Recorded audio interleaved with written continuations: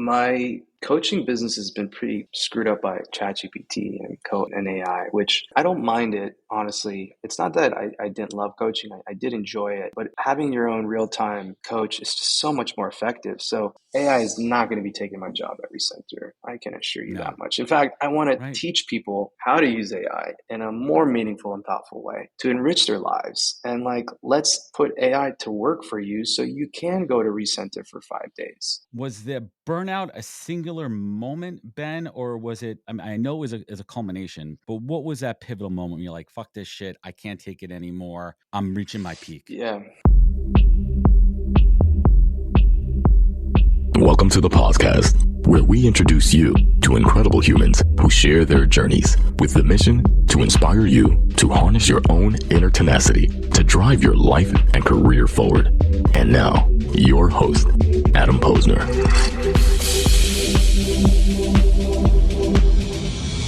Hey, everybody. Welcome back to the podcast, where I bring you the best and the brightest from the world of business, marketing, and personal growth to help you harness your inner tenacity and drive your career forward. Folks, my guest today on the podcast is Ben Lee, a seasoned entrepreneur, designer, and now wellness architect for the high-performing soul. Ben built his reputation scaling tech startups and leading one of LA's fastest-growing digital agencies, rooted in innovation and hustle. But after personally confronting the burnout that often hides behind success, he made a radical shift. He stepped away from the grind to found Recenter, a creative lodge in Santa Teresa, Costa Rica, designed for what he calls reset generation. We're going to get to that. High achievers ready to trade burnout for balance and chaos for creation. We have a lot to get into. Let's do it. Ben Lee, welcome to the podcast, man. So much for having me, Adam. I gotta borrow that bio from you later. That was a good one. I definitely picked up a couple sound bites I'd love to use for my future marketing. I was reading and I felt it, and I cut the whole other half. So just to save everyone out there, guess what? At Recenter, Ben brings to life new version of success, one that prioritizes health over hustle, integration over extremes, and intentional design over distraction. You like that? I love it. It's now all I have to do is remember to take my own medicine. That's the key Well, isn't that the hardest thing? thing. And guess what? His mission is Always, clear: to create a always. restorative environment where ambitious people could reconnect with purpose, community, and themselves. Whether you're an entrepreneur, creative, or curious seeker, this conversation is going to be a good one. See, there's a commercial. There's the Love it. free commercial, man. So let's get into it. And we were chatting offline. It's a small world here in New York of folks that make shit happen, entrepreneurs, makers, doers. And it always comes down to 6 degrees of Gary Vaynerchuk. And Ben and I, our paths crossed about 10 years ago briefly when I was over there. I recognized his name and I'm like, this dude's been on a journey. I like what he's doing. He's saying and doing a lot of things that I need to do and want to do. So let's get into it. But before we talk about what you're currently building and creating down there in Costa Rica, let's talk about you for a minute. This entrepreneurial DNA. Where did it come from, man? Like, were your parents entrepreneurs? What did your parents do for a living? So my dad was the self-proclaimed carpet king in Los Angeles in the early 90s. So he has sold carpets to every major actor, celebrity, musician, professional athlete. Los Angeles Lakers used to buy carpets from my dad. So he's the OG hustler, without a doubt. He's like the guy from he actually looks like the dad from A Night at the Roxbury. Oh, no way. If you remember that. He like that could be his twin. And I think in the movie he was like a florist and like also a carpet guy. So he's kind of The got big that mustache? exactly. Yeah. Yeah. He's got the kind of like, could be Lebanese, could be Italian, could be you could be anything. Like he's just, got that European immigrant hustle energy, made it to LA and all that. So yeah, I would say selling came from my father, 1000%. Him and You had a I front row had seat, right? Like a little kid just watching him do his thing. not just that, he put me to work at 8 years old. So it wasn't just front row seat. He put me on the field. And never really armed me with the tools either, or the resources. So Do you think that was a intentional? lot. No, he didn't. He has all the hustle and the grit. He doesn't have the systems. We were talking about systems offline. So my dad did as well as he could possibly do, given all the circumstances. having both of his parents Holocaust survivors, pretty fucked up childhood. So no, I don't think it was intentional. It's just he didn't really have training himself. So most of what I learned was definitely on the field, and him and I doing different endeavors. We sold batteries and flashlights and Boost mobile phones together. We had a small little kiosk, like picture like a electronics store in Midtown, like kind of the tourist trap type things. And, tourists come in and like suddenly need a digital camera battery. And so we were that. And a carry-on bag, right? Yeah. Totally. So we created a pretty exactly. Right. We had a you know what I'm talking about. If you come to New York, exactly. Times no, Square. I'm pretty. I think we sold more like duffel bags. I don't really think we did the carry-ons, but we definitely sold tons of weird random accessories, Leatherman tools, keychains, all that shit. I think they have snow globes in there. Statue of Liberty dolls. Exactly. Oh, yeah. Exactly. And this was in the Beverly Center. So this was in 3rd and La Cienega in West LA, Hollywood. Yeah. In LA. Yeah. I'm born and raised in LA. So this was LA. I always think New York. That's what us New Yorkers do. We're always just thinking everyone's from New York, right? Everyone's from I've got New York energy, but definitely West Coast, born and raised. So yeah, that was the hustle. That was where it started. And we turned it into something pretty fun and lucrative. I was building websites in the late 90s and selling Boost mobile phones on eBay. They just started. And then, of course, I remember a situation where I asked my dad for like $1,500 to invest in SEO for batteries and buy an incredible domain. And he did a very like Larry David. He's like, the internet's a scam. And I'm like, scam? How could it be a scam? We've been making money on it. No, I'm not doing that. SEO's a scam. And he was just so stubborn. He never really embraced technology in that way. So it was just a constant push and pull with him. So it got to a point where I was just like exhausted, fighting him and trying to innovate. And then eventually Amazon took over. And this was again when Amazon was just selling books. So I remember that. arena. I remember. We're old. So I had I don't know, billionaire, but I say this like with my heart, like I think my dad could have been worth like $100 million if he would have listened to me. We cornered the market. We were the only retail brick and mortar battery location of our kind in the early 90s in Los Angeles. And we eventually got government contracts. We were selling to the Los Angeles Department of Water and Power, municipalities, FBI. So we had a nice, decent size, small, but decent size retail business, but we also had a wholesale business. So we were like primed for success with the internet boom, and we missed it. So now obviously Amazon and other Alibaba and kind of other respected players kind of own the market. But that was my first step. Yeah. What do you, I mean, looking back on it now and that experience, what do you think that big takeaway was from your dad that you really, thank God he taught me that or showed me that, or maybe it wasn't like such an academic lesson, but just that takeaway now that you apply in your methodology, your practice, your approach? I don't know if it's a single takeaway. I think it's more of a feeling. And so what I mean by that is my dad was very much responsible for teaching me feeling an emotional response in the sales process, and kind of a social X-ray situation where I know how to read a room really well because of him, and I know how to read a deal really well because of him. And when I feel some weird apprehension, even in this business, like if I feel strange about a deal or like, I don't know, well, like trust your gut. You trust your gut more. Trusting right? That's really it. It's trusting my gut because but it's based on experience from your dad, right? It's based on that, on being there. 1,000%, because he didn't have systems and he didn't have data. He only could rely on his gut. So old school. That's old school, and he passed that on to me. I love that. I love that, man. And it's it comes from life experience, and you can't put a price tag on it. You can't recreate it, and you could share it.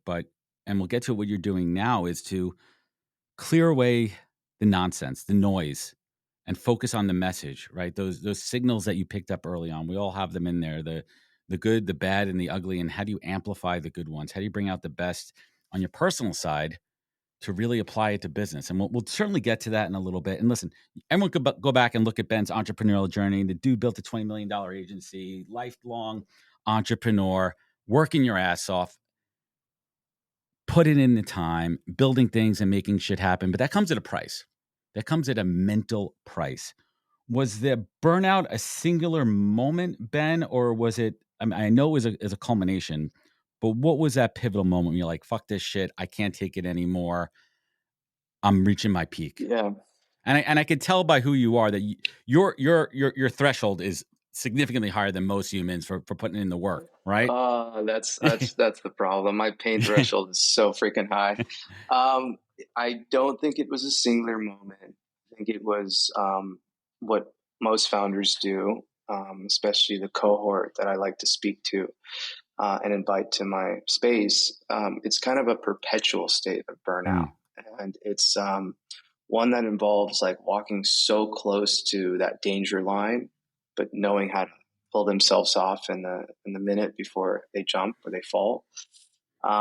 I would say it was more of that. And it would usually involve some kind of, I don't like to use all this like fucking psychology terms and, you know, especially in the mental health space, because I'm not a doctor.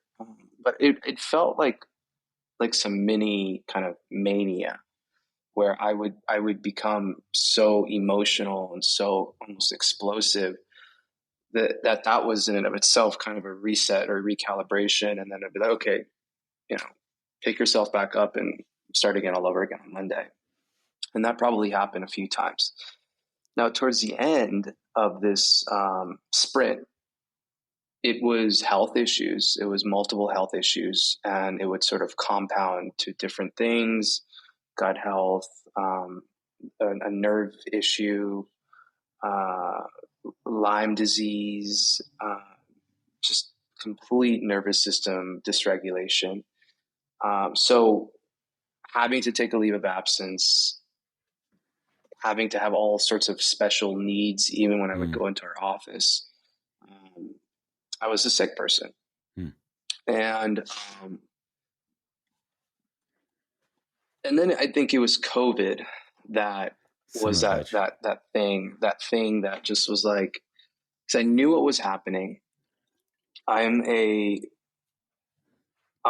99% visionary, 1% integrator, which means I'm really great at architecting. I have the Gary V shtick. I know how to see things. I know how to see trends. I could strike. I can architect, but I'm not always as skilled on the execution, systems building, detail aspect side of that. That's when you surround yourself. That's where you find the right. That's why you find the right integrator. So I saw the writing on the wall for my industry in COVID, pre-ChatGPT. I saw how commoditized it was getting. I saw a race to the bottom. I was the one driving 80% of our book in pipeline.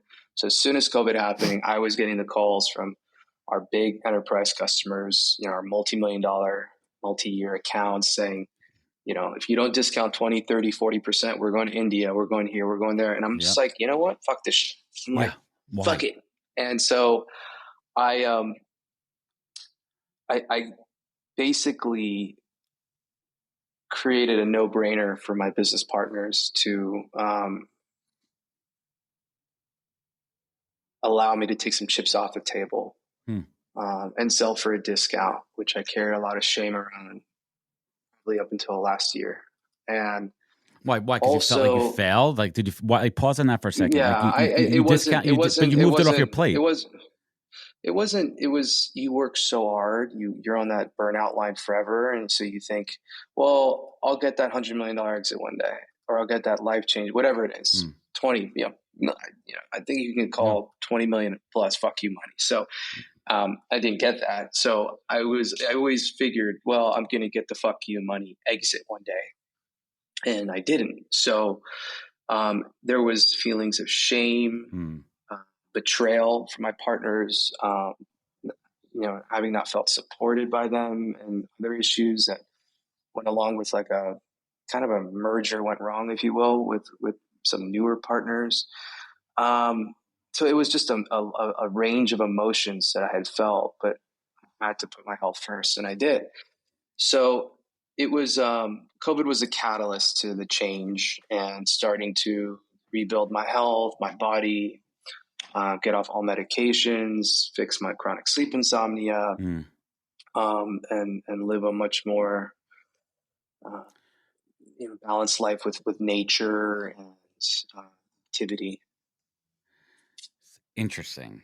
And I feel this is, I hear this a lot. The period of time, and we're roughly the same age demographic there. It was a hustle culture, and it was a chase, and we were glorifying these entrepreneurs, and the hustle lifestyle was an addiction in so many different ways, because that carrot at the end of the stick that you mentioned, you wanted that exit. You wanted that, and the chase to do that takes a lot of work. A little bit of luck, right? Like a lot of luck and a lot of work, to get there. And they glamorize it. You look at the jets, you look at these deals, you see people with these giant exits, but it's a very small population of founders that actually get there. But they're all putting in the same amount of work, and they're killing themselves physically. What was it? How long did it take, and what was that process to step away, that detox from the hustle? Before we even get to your first journey down to Costa Rica and all that, like the hustle detox. I mean, I do it all the time. Let me pause for a second. I've taken a very strong step at saying, listen, I'm going through my own health journey right now. We could talk about that offline. I've had to say no to personal and professional things, and professional things that I know would move the needle on business, relationships, just because I have to prioritize my health. Because if you don't have your health, you're gonna be fucking dead. What's the point? What was that decoupling detox from that hustle like for you?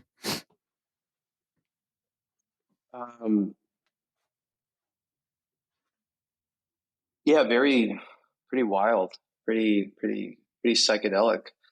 It was a lot of mix of emotions, and it wasn't even really about money, because there's that whole process is a long negotiation and certain earnouts and things like that, and pushing back on those things, and me also changing the number. They don't just Venmo you like $30 million. That's not the way it works. Okay, just checking. Not at all.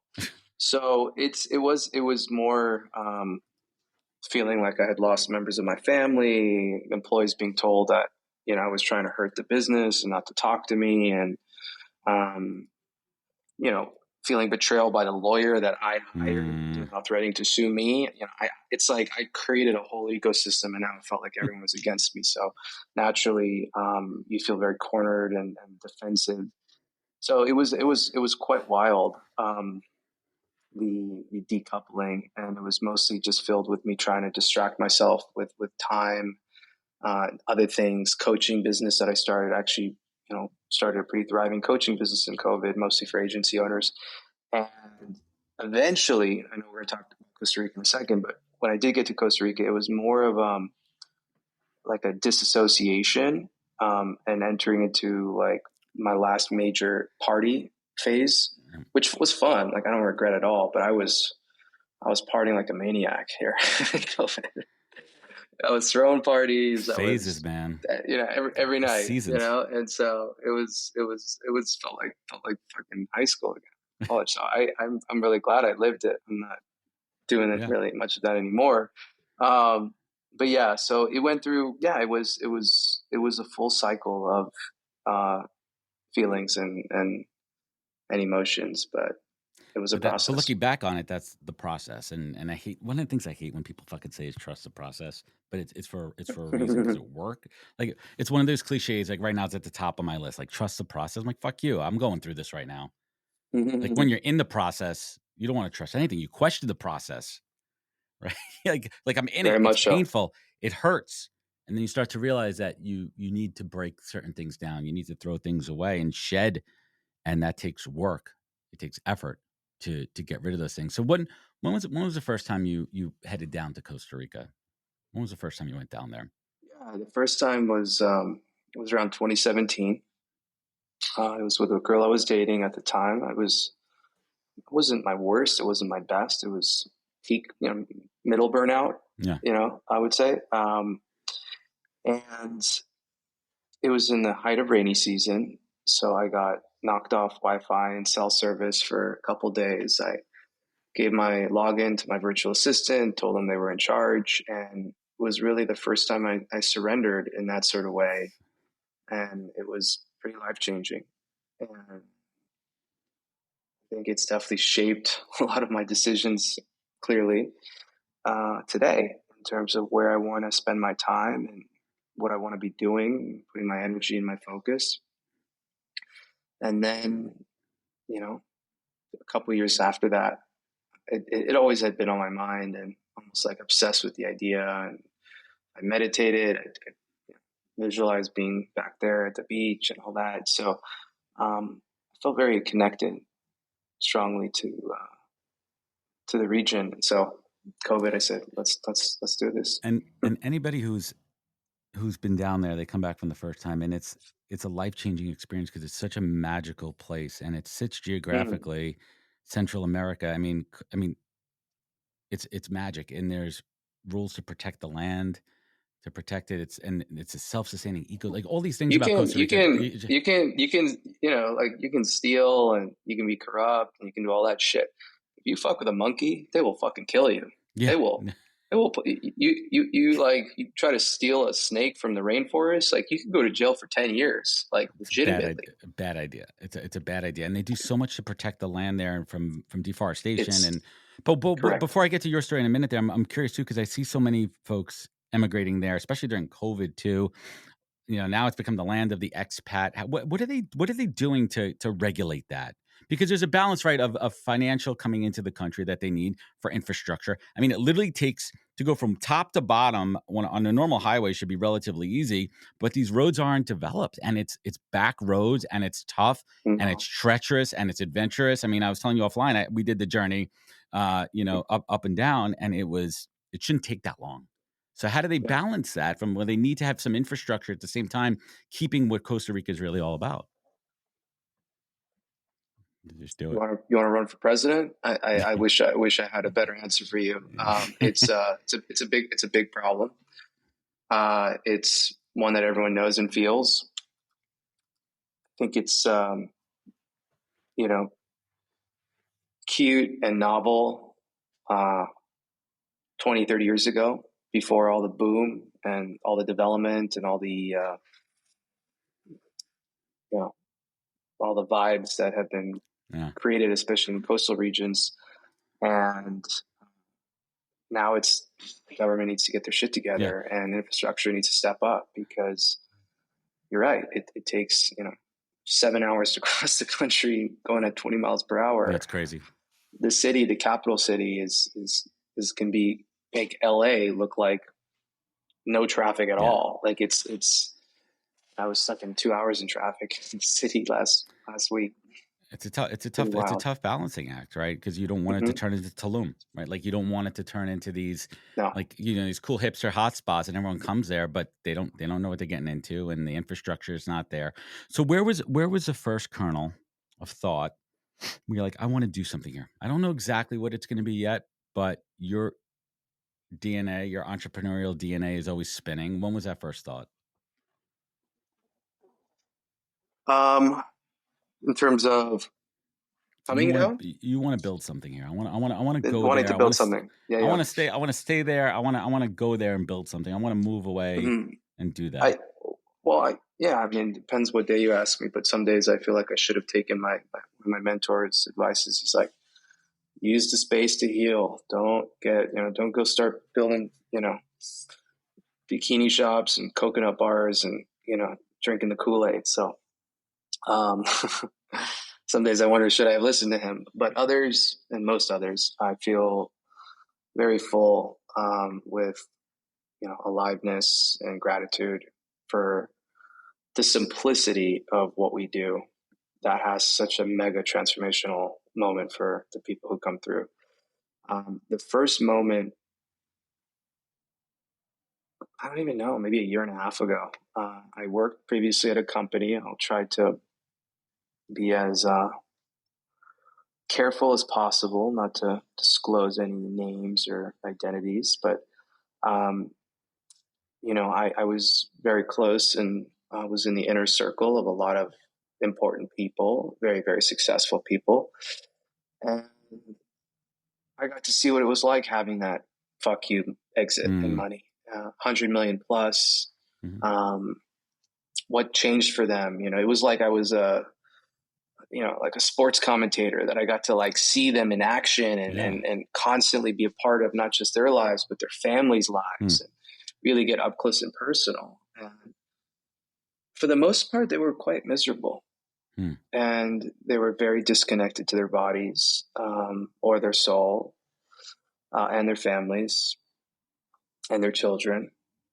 And I was like, well, what's it all for? like what's the point? It's going to hoard. You can't be buried with your money. and also, I think the biggest surprise to me was the lack of freedom that they felt when they got that money. And you always hear, well, money doesn't make you happy, but it gives you freedom. Okay, cool. But these guys didn't feel free, and they actually felt in some ways like a heightened sense of paranoia. And I think that's what people don't tell you. From them, right? Everybody wants something from you, right? Not just that. So like, when you go through the majority of post-exit deals, you have different types of terms and payout structures and clawbacks and earnouts. So they're always wondering, like, when am I going to get sued for fucking up? Or when am I going to have, it's just bizarre. And that's kind of when it hit me, that I can't, that's not the goal anymore.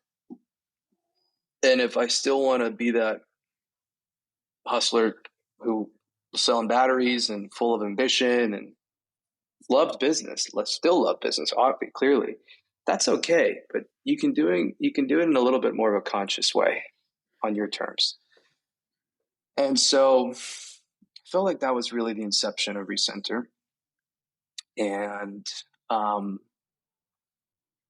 think it's been my own temple to keep me accountable to health and fitness and mind and body and spirit and recovery. And yeah, that's still today a living, breathing organism that we are learning from.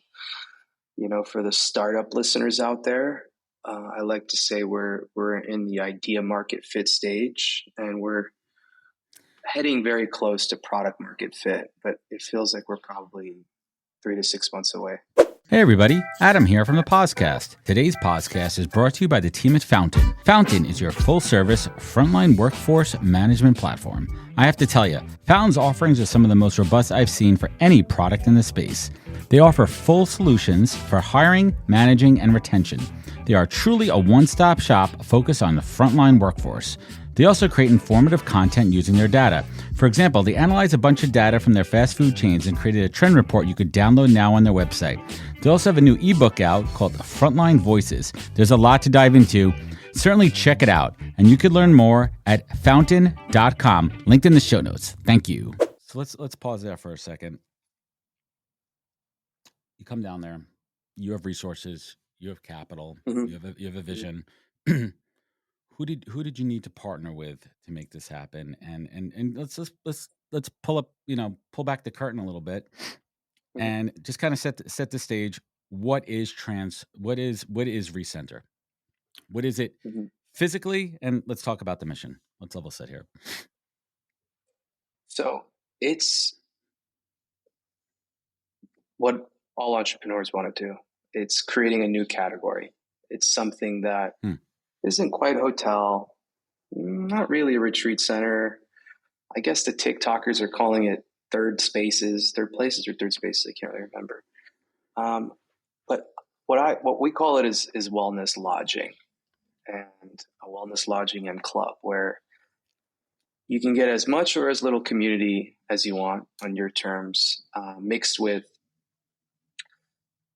a wellness jungle sanctuary to find flow, work on your health, biohack, eat really well, and find inner peace. Find yourself. Find yourself again.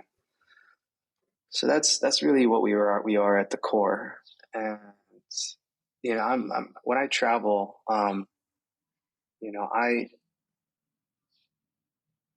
want to feel like I'm home. And I think that hospitality in a lot of ways has lost that feeling. In the last 5 to 7 years, most Airbnbs have been gobbled up and consolidated by private equity, massive property management firms. Like maybe I want to do like 1 or 2 days max at like a Papagayo Andas or Four Seasons, but it feels kind of like cold and not personal, and it's just not really my vibe. And I feel like a lot of who is our audiences and our peers also feel the same, that they're not getting their needs met with the current solutions out there. And so they're jumping on Facebook groups and WhatsApp things and home shares and MySpaces or My Places, and finding creative ways to kind of enrich their lives with luxury travel meets destination experience, meets comfort. They want to feel something. Right? Like they some want people to feel are beach something. people. Some people are beach people where they could I can't do that. I can't just sit on the beach for a week. I could do it for a couple of days. Don't get me wrong. Right. But and I don't even get me started with cruises. Like I've never been on a cruise in my entire life. And I've never been on. Me too. I don't think I ever will. I never, my wife, and she's never been on a cruise either, which is kind of crazy. Like that we both of us have never been on cruises. And my parents are like, oh, we'll take the kids on a Disney cruise. I'm like, you could take them on a Disney cruise.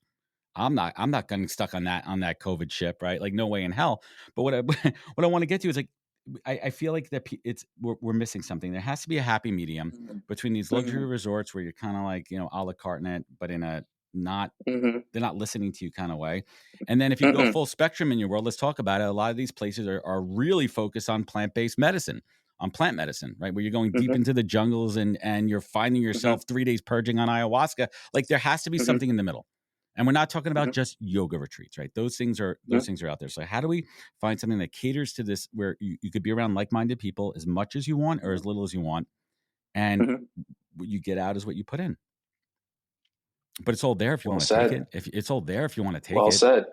And give you an environment, right, where you could where you're opening up people like it. Let me ask you this: what is the process like when someone comes in? Because this is going to answer my question. To when you come off the plane, when you travel, you're hyped up, you have anxiety. What's the detox to retox in a positive way? Positive retox, and you could do negative. Negative. There's no shame in the other retox too. It goes both ways. But I love that. Sure does. Love that tagline. How do you get people into the right mindset? The nature does it. Yeah. The nature does it. It's a couple days of working shit out, and this particular part of the world has a lot of woo-woo, positive, crazy, spiritual energy. There's quartz crystals surrounding the peninsula, very strong pulsing and energetic field. Similar to like the Joshua trees or the Sedonas, for those who've been to those places, and they just feel something like something wow. in the. So it kind of does force you to like work your shit out, and it typically takes people. It's different for everybody. It could be a couple days, it could be 2 weeks, but it is a natural ayahuasca. It is a wave that has a full story arc if you'll let it. If you're willing to commit to the ride. And usually you see it in someone's eyes. You see it in their face.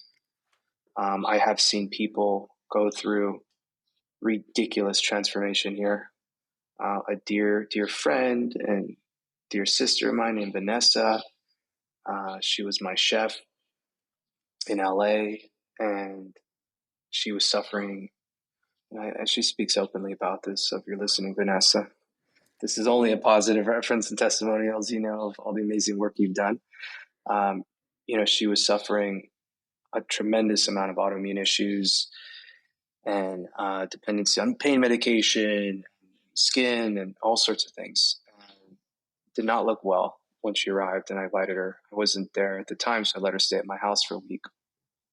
And then I showed up the last day. So I saw her just as she was ready to take her flight home back to LA, like peak COVID. She had her little dog, like a Pomeranian, of course. And there was just something different, like radiating a glow. And she's like, I don't even have the words to describe what I've experienced. I can't even really give you the full download right now. But what I will tell you is I'm going home, packing up all my shit, selling everything, and I'll be back in maybe 2 to 3 weeks. And she did. She came back in a few weeks, found her own place, and was still working through all their health stuff. I saw her probably a month later. So she was on her own journey. So despite it being a very small town, you still manage to not run into people every day, which is kind of funny since we're like a little village. So I hadn't seen her in a few weeks since, she needed the time and space to kind of go through her own personal journey. So I see her walking on the beach one day. I mean, I'm talking a totally different woman. She's, her body's phenomenal, and she's glowing, and she's tan, and she's got a huge smile. And I'm like, what the fuck are you doing? Like, what's your secret? Are you doing like 3 hours of training every day and like Pilates? Or like, tell me, like, you look unbelievable, Vanessa. She said, oh, thank you so much, Ben. I go, so tell me, what have you been doing? Seriously. Yeah. Tell me, what is it? Beach walks, coconut, and fresh fruit. I'm like, what else? He's like, that's it. Mindset. Unbelievable. Why, of course, mindset. But like, it was so wild. And that's, I think, and there's been lots of those types of moments, but it was that one that for me was, strong signal that there's a lot of healing that happens in this part of the world. What does that programming look like? What is available for folks that come down there? Yeah. So, it's my sister, who she's now our interim director of ops and has been doing a tremendous job helping with the business, hates when I call it, adult summer camp, because she thinks it's not upscale enough, which I agree with. But, when you're creating long form, you can give more context and explain why. But it is truly like that. It's a, build your own adventure, DIY style, community your way, which is one of our core values. How little or how so much. If you're looking for creative isolation because you just did a plant medicine ceremony in another part of Costa Rica and you don't want to see anybody for 4 days, beautiful. If you want to,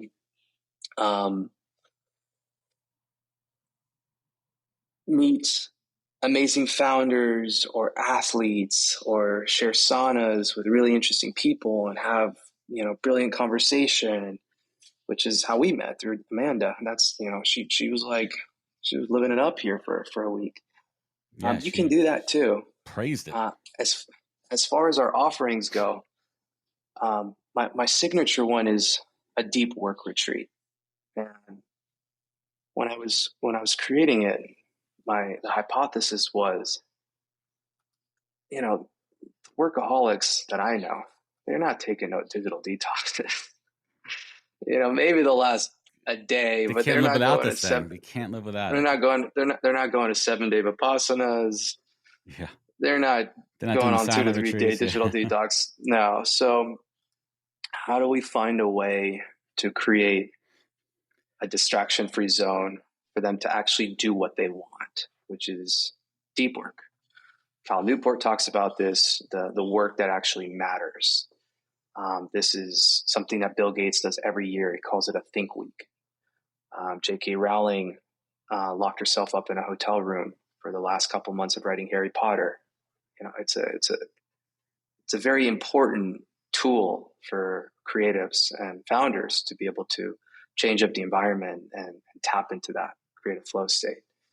So that's what we try to create for them here. So my signature offering is the Deep Work Reset. I also do men's retreats, which is something that I haven't done in a while. I guess my last one was September, mostly because it's so amazing and so fulfilling, and also so energy intensive that I just don't.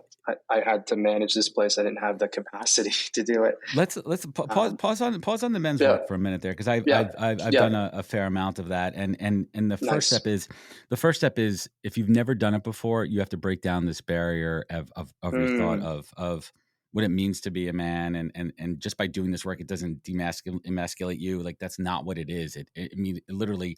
It'll show you the king that you are inside, the warrior, the different archetypes that you are, and what you could bring back to your family and your business. But it's really about stripping down and getting rid of all the toxic things that you may or may not be aware of as a man, right? Societal norms, all these things. And the more you hear from the other brothers in the group, whether you know them or not, and there's pros and cons to doing it with people you know and you don't know, right? We both know that, right?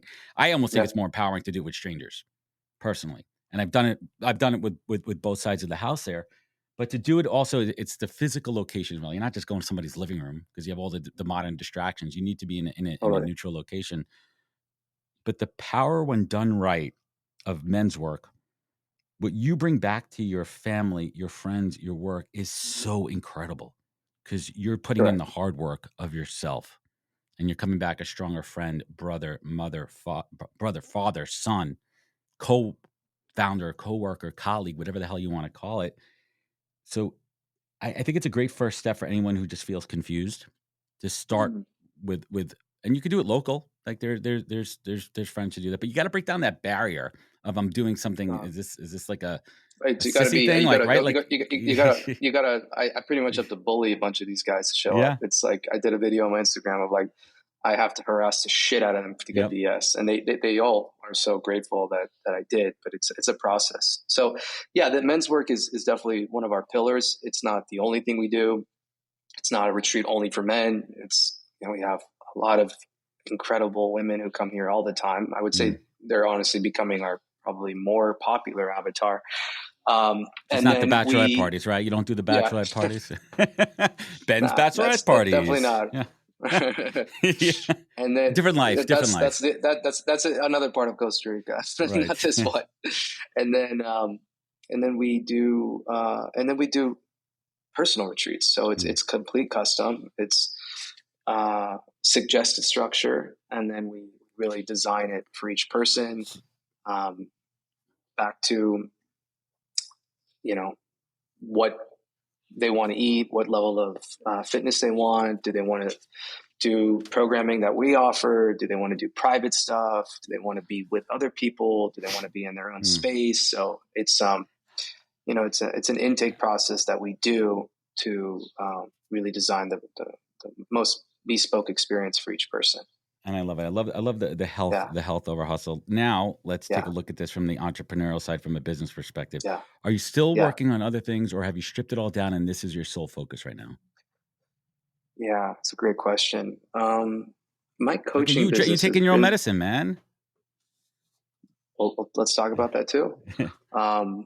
My coaching business has been pretty screwed up by ChatGPT and AI, which Mine's my therapist, dude. Mine gives me therapy. Yeah, I'm not even making a joke. It's pretty wild. Yeah, it's wild. I don't mind it, honestly. It's not that I didn't love coaching. I did enjoy it, but having your own real time coach is just so much more effective. So I feel like my work in that space is turning more into how to replace me as a coach and use AI properly. And then if you want to come back and see me in 3 months, we can do that. But let's 10x our work together in 1 or 2 sessions by me showing you how to prompt it and use the tools. Mm-hmm. And so that's kind of where I guess my business is evolving. And I have like 1 or 2 coaching clients left. So that's a very small percentage. I feel like most recently we've been very intentional with the decision to grow this business and to build it into a brand and create scale, conscious scale, in a way that we think it deserves. And it was really only, I would say, the last month or two, we've only been open 4 or 5 months, where we decided to take that step. So for us, Santa Teresa is building the operating system and building the first operating system that will allow us to repeat and scale this in other markets, and being very intentional with those markets as well. We're, excited about Mexico. We're excited about Portugal. We're even excited with some locations in California. And that's a full-time job. Of course. I've been, side hustle Benji my whole life, and now I'm not trying to, and I am trying to take my own medicine and put my energy and focus into something that matters, because that's what it says on our website. You gotta practice what you preach. It's so funny too. It's like when you like Matt Higgins, Gary Vee's co-founder at VaynerMedia, the silent partner over there. I don't know if you had a chance to read his book, Burn the Boats. No. What's it called? Burn the Boats. I have heard of that. Dude, all it's right, so, I know you it's didn't so want good. It's so good there, but the like boats. the concept of no, Nice. I'm done with this. That ship will burn, and it's based on the Roman warriors. When they would go invade, they would burn the boats so the other armies couldn't take their boats afterwards, because we know we're just going forward and we're conquering, right? Like, it's crazy. So like when you do that personally, when you do that professionally, you focus. Yeah, I'm like a professional boat. Like, that's literally what I do. Like that's like my human design says it. I'm not motivated by money in that respect. Otherwise, I probably have a lot more. But I listen to an internal readout that tells me to burn the boat, and that's it. And that's how it works. AI's made that decision for me in a lot of ways with respect to like the agency world and that landscape. So like it's just like I never expected it to go that fast. I wouldn't say my old world is completely obsolete, but it's the boat is burning, faux show, and not always by choice. No. So it also just feels right. It just feels right to be making a natural pivot into something that AI is not going to be taking my job every second. I can assure you. No. In fact, I want to teach people how to use AI in a more meaningful and thoughtful way to enrich their lives. And like, let's put AI to work for you so you can go to Recenter for 5 days. Dude, that you nailed it. And my whole thing is use it as a tool, not a crutch. And that's the whole thing where people are relying. Well, it's also, we have to also level set here. You and I are both, and you don't know my level, I know your level, but just from the conversation, I could tell we're both advanced users who have embraced it. We're a very small percentage of the population. The other people are just living in a state of fear and what they're hearing on the media clips. When I start to explain to people about AI, and I use it as a recruiter and I use it as a podcaster, 2 different ways, content creation and recruiting.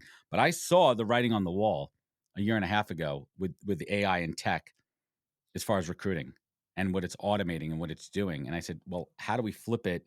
And I use it for good to 10x my productivity and give me more time for the human side. And I apply that same logic when I'm thinking about how to use it personally. So when I have conversations with people about AI, that's how I like to frame it. Like, this isn't going to take over. We're not at the Terminator phase yet. So slow your roll. Let's take a look. We could use it for in your everyday life. I've showed people how to use it for cooking, recipes. I used it. Side note, by the way, I had a week to myself. My wife and kids were away for a week.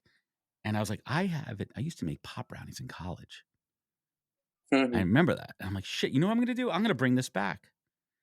And I used ChatGPT to really outline the entire process for me. And then I put it on audio and it walked the measurements and it had to do it the right way. And I started talking to my other friends, and she's like, she's into baking and cooking. She's like, no way, that's incredible. And she never heard of AI. So you're opening up people's minds to things. Anyway, let's recenter back to the conversation here. Sometimes I go on my soapbox. It's my show, what I do. Love it. What, it's your show. As an entrepreneur, man, Ben, as an entrepreneur, as a business owner, business creator, you've had many businesses. What's the big bump in the road right now with this particular business that you're trying to overcome? What's the challenge? The tourism market, I would say in general, especially in Costa Rica.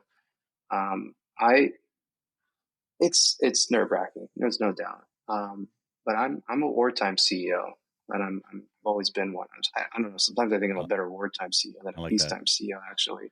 So I'm ready, and we're kind of laying the bricks for, or rather, we're letting the cabin crew know that there's going to be some turbulence in the skies, and we need to be really smart. We need to operate like a true startup.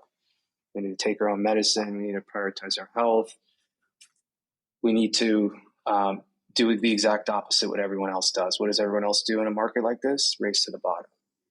Heavy discounts, commoditized market on Airbnb. What do? Get fancier robes, get nicer soaps, get better bed linens, increase the cost, increase the offerings, increase packages, increase amenities and services. Exact opposite. So you're also going to attract the right target by doing that. Correct. Right target doesn't want the discounted shit. No. And they're open to investing in themselves, right? They're not always penny pinching. Yeah. I don't want to spend. We don't. I want to spend $3,000. I want to spend $5,000. Like, no, that's not what we're looking for here. Correct. So it's not, the OTAs and the short-term rental market platforms, of course, they're important and helps with cash flow, helps backfill. That's not the most important. And our most important assignment right now is building an incredible brand, building an incredible experience, and building an incredible product that people talk about, they share about, and they come back for second and thirds. I love it. Let's bring it home here with some questions here. So Ben, here you are a few months into this physical manifestation that is Recenter, and you've been down the road, the entrepreneurial journey road many, many times, and you learn lessons along the way with each one of those specific businesses. But right now, a few months, and what has been that aha moment that you've discovered about yourself? Slowing down is cool. Stop shaming and feeling the really toxic noise that we have created around productivity and go. And by doing that, we do take our own medicine. We do practice what we preach. And if we don't, we're frauds. Simple. It's exactly it. And last but not least, how has your definition of success changed from before Recenter to your time now in Costa Rica? What does success mean to you, Ben Lee? How do you define it? Yeah, I think that there's so much nuance to what that means.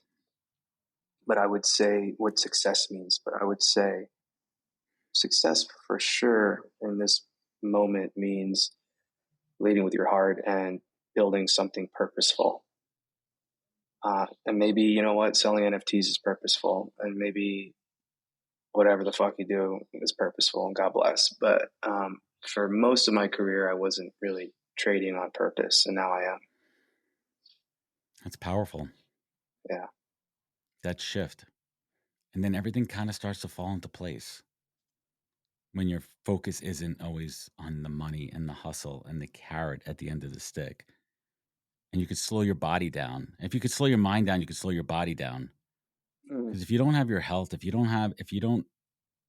what do you have? What's the point? I mean, you hit that earlier on. You were talking about, swimming in the seas with the, these top 1%ers, right? And like, they're not happy. They're not happy. Very unhealthy too. One quick bonus question here. Yeah. I assume you've brought a couple of these folks down there. Have you seen the transformation? Mm-hmm. Yeah, very, very much so. Sometimes with nature, sometimes with some psychedelics. Yeah, you do what you got to do. Whatever you got to do to open up that portal to expand your mind and make shit happen. Well, Ben Lee, this has been awesome. I'm certainly going to continue this conversation. I want everyone to check out recenterlife.com. You could certainly learn more about that. You connect with Ben on LinkedIn as well. What else? We're LinkedIn, Instagram's Yo Ben Lee, and then Instagram is where we're most active right now because we're a startup. We got to prioritize. We're rebuilding the website. My sister's writing the copy right now, so Recenter Life on Instagram is our probably most active channel. I would love to see you down here.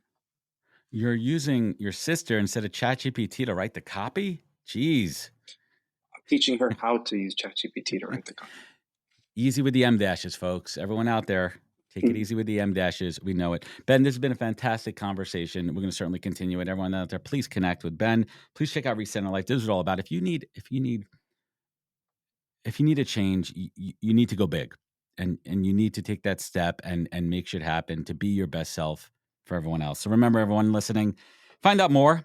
Go over to thepodcast.com. Follow us on those social media channels. You know what they are. Check out our YouTube. I'm trying to do some shit on YouTube. YouTube is a tough nut to crack. Follow us on YouTube /thepodcast. Everyone out there, remember, subscribe, like, engage, share it, all that kind of good stuff. But more importantly, be good to yourself, be better to others, and catch us next week for another great episode of the podcast. Take care, everybody. Wisdom is forever, but for us, it's time to go. Thank you for joining us. Luckily, we'll be back with our next episode soon, jam-packed with more incredible humans. Thank you for listening, subscribing, and sharing. To join the conversation, search The Podcast on LinkedIn. And to catch up on past episodes and more info, please visit www.thepodcast.com.